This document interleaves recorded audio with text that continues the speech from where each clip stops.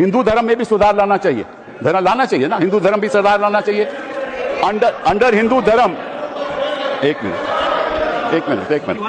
हिंदू धर्म, मैंने आज तक किसी को टोका नहीं, और हमारे प्रधानमंत्री जी, इनकी मैं बड़ी इज्जत करता हूं, हमेशा कहते हैं वन नेशन वन लॉ। तो अगर वन नेशन वन लॉ होना है तो बताइए भाई साहब कि ये केवल कहना कि मुसलमान ही वक्फ दे सकते हैं, ये किस किस्म का लॉ है? ये किस किस्म का लॉ है? और ये भी कहना कि मुसलमान को पहले 5 साल मुसलमान बने फिर तय करना होगा कि तुम वक्फ दे सकते हो कि नहीं। अरे भाई, प्रॉपर्टी मेरी, मालकियत मेरी, चैरिटी में मैं देना चाहता हूं, आप कौन होते हो कहने को नहीं दे सकते? ये कौन सा कानून है? ये छोटी सी बात है, ये कौन सा कानून है? मैं हिंदू हूं, हिंदू होकर भी मैं दे सकता हूं, ये तो मेरी मर्जी है ना, प्रॉपर्टी तो मेरी है, आपका तो कोई हक नहीं। तो पहली बात तो ये कि ये आपने प्रावधान रखा क्यों? अगर आप one law one nation one law की बात करते हो कि सारे धर्मों पे लागू करो, कोई भी दे सकता है, पहली बात है। दूसरी बात, एक नड्डा साहब ने बड़ी अच्छी कही कि देखिए ये कितनी एकर्स प्रॉपर्टी औकाफ की है, वक्फ की है। मैं उनको बताना चाहता हूं कि there are 32 Waqf boards in this country in different states merely supervise administration of waqf properties in their respective states. But please note kar lijiye Nada ji, total area of Hindu religious institutions in Tamil Nadu, Andhra Pradesh and Telangana respectively is 4,47,000 in Tamil Nadu, 4,65,000 in Andhra, 87,000 in Telangana, 723 acres with Tirumala Tirupati Devasthanam, and thus it comes to 10 lakh acres only in 4 states. And आप कहते हैं कि देखिए औकाफ में 8 लाख एकड़ है। अरे भैया, आपके हिंदू टेम्पल्स में भी इतनी संपत्ति है, वहां आप क्या कर रहे हो? बाकी स्टेट्स में देखो ना। अच्छा, और ये नहीं कि हर धर्म में सुधार नहीं होना चाहिए, उतार होना चाहिए, मैं आपके साथ सहमत हूं। हिंदू धर्म में भी सुधार लाना चाहिए, लाना चाहिए ना, हिंदू धर्म भी सुधार लाना चाहिए। अंडर हिंदू धर्म, एक मिनट,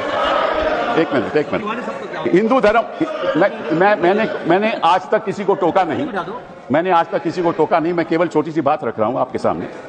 हिंदू धर्म में भी सुधार होना चाहिए।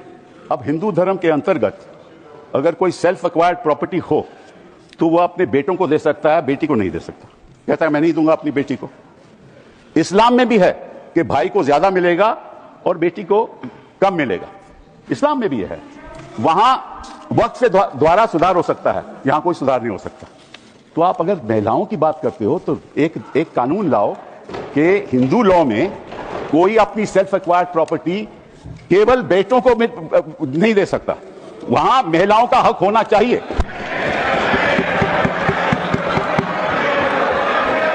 और आप हमें ये आश्वासन दो, you make a commitment in this house that you will bring a law which will protect the right of daughters when they want to give away their self-acquired property. दूसरी बात ये मैं आपके सामने रखना चाहता था। तीसरी बात मैं आपने सामने रखना चाहता हूं। आपने कहा, और ये बात आपको वैसे जाननी चाहिए, शायद मालूम नहीं आपको बताया या नहीं, लेकिन ये जो बोर्ड है ये स्टैट्यूटरी बोर्ड है, पहले भी था, इसमें कोई नॉमिनेट नहीं होता था। मैं आपको बताता हूं क्या वो स्टैट्यूटरी बोर्ड था। Most nominees were of the government. पहले भी MPs are there, judges of Supreme Court, High Court, civil servants were there, and the chief executive officer of the board is a civil servant. Government can give directives to the board and even supersede it. Tribunal members are nominated by the government. ये तो पहले स्थिति थी। तो अगर सरकारी यहां नियुक्ति थी तो गलत कौन काम कर रहा था? आपने उसको क्यों सुपरसीड किया? सब नॉमिनी क्यों आपने रखवा लिए? अरे भैया, पहले भी तो स्टैट्यूटरी बोर्ड था, तो आपने प्रावधान क्यों लाया? ये अगर कोई गलती हो रही थी तो मुतवल्ली से हो रही थी। होता क्या था कि मुतवल्ली किसी वक्फ में अब डील कर लेता था और उसकी वजह से ये मिसमैनेजमेंट होती थी। आपको उसको ठीक करना चाहिए था, हम भी आपके साथ हैं। पहली बार मुझे याद है, आई थिंक इट वाज 1954, कि तमिलनाडु के ब्राह्मण ने एक कहा कि हमारे यहाँ मंदिरों में बड़ी गड़बड़ हो रही है, और उसकी वजह से 1954 एक्ट बना।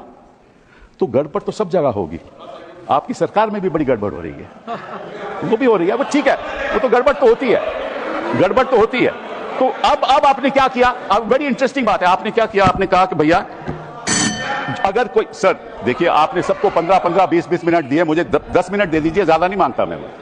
थोड़ा सा सर, कपिल जी, हाँ मुद्दे की बात कर रहे हैं हम, कोई पॉलिटिक्स की बात नहीं कर रहे। नड्डा जी ने कहा कि यहाँ कोई पॉलिटिक्स की बात नहीं हो रही, क्योंकि देश के भविष्य का सवाल है sir. Therefore the other thing I want to say कि पहले क्या होता था कि ये जो वक्फ प्रॉपर्टी पे इंक्रोचमेंट होती थी, अनऑथराइज्ड इंक्रोचमेंट होती थी, लोगों की अनऑथराइज्ड इंक्रोचमेंट, और सरकार भी इस पे कब्जा कर लेती थी।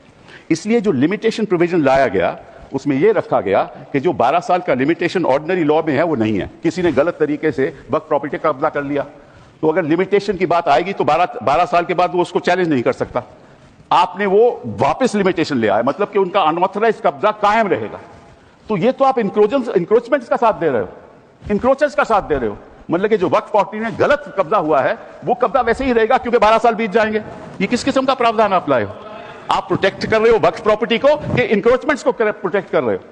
फिर साथ साथ में आपने ये कह दिया कि district magistrate has the full power to decide as to whether it is waqf property और not. This is what you have said. Now what inquiry will the district magistrate have in that case? He will decide on his own and his decision is final. You were talking about Article 21 of the Constitution and said कि ये जो वक्फ जो council है इनका decision कैसे final हो सकता है, वक्फ बोर्ड का डिसीजन कैसे फाइनल हो सकता है, ये तो चैलेंज ही नहीं हो सकता in a civil court. Which decision of the district magistrate will you challenge in a civil court?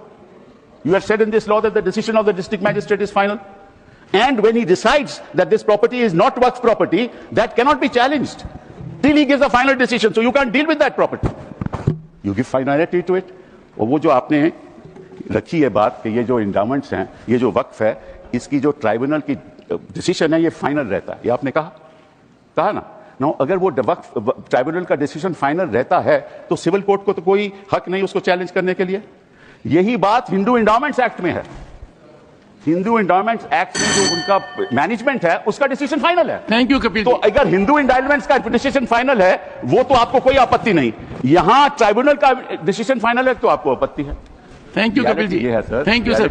Sir last Shri 1 second sir, last 10 minutes sir, last sir, okay last sir, the only देखिए ऐसा है 2014